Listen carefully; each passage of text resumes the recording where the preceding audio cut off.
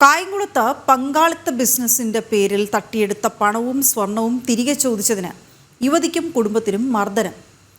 ചിങ്ങോലി സ്വദേശികളായ സുജിതയ്ക്കും മകൾക്കും മാതാവിനുമാണ് മർദ്ദനമേറ്റത്. കീരിക്കാട് സ്വദേശികളായ പ്രജിത്ത് ശരണ്യ ദമ്പതികൾ 7 ലക്ഷം രൂപയും 1.5 പവൻ സ്വർണവും തട്ടിയെടുത്തതായാണ് പരാതി. പരാതി നൽകിയിട്ടും കായംകുളം പോലീസ് കേസെടുത്തില്ല എന്നും ആരോപണമുണ്ട്. പങ്കാളിത്തത്തോടെ ജ്വല്ലറി ബിസിനസ് നടത്താമെന്നും ലാഭവിഹിതം നൽകാമെന്നും തെറ്റിദ്ധരിപ്പിച്ചാണ് അയൽവാസികളും ഇപ്പോൾ കീരിക്കാട്ട് ജെട്ടിക്ക് സമീപം താമസിക്കുന്ന പ്രജിത്ത് ശരണ്യ ദമ്പതികൾ തങ്ങളിൽ നിന്ന് പണവും സ്വർണവും തട്ടിയെടുത്തതെന്ന് സുജിത പറയുന്നു. പണവും സ്വർണവും തിരികെ ചോദിക്കാനായി ചെന്നപ്പോൾ ക്രൂരമർദ്ദനത്തിനിരയായതായും പരാതിയിലുണ്ട്. ഹോട്ടൽ ജോലിയും ക്ഷേത്ര ജോലികളും ചെയ്ത് സമ്പാദിച്ച പണവും സ്വർണവുമാണ് ദമ്പതികൾ കബളിപ്പിച്ച് തട്ടിയെടുത്തത്.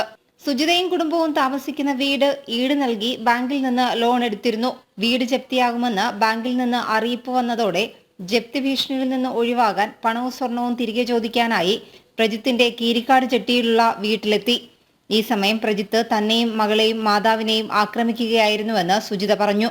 ഏപ്രിൽ 1-ാം തീയതി പ്രജിത്ത് എൻ്റെ സുഹൃത്തിൻ്റെ വീട്ടിൽ പോയിരുന്നു. സാമ്പത്തിക കാശ് ചോദിക്കാൻ വേണ്ടിയാണ് ഞങ്ങൾ പ്രജിത്തിൻ്റെ വീട്ടിൽ പോയത്.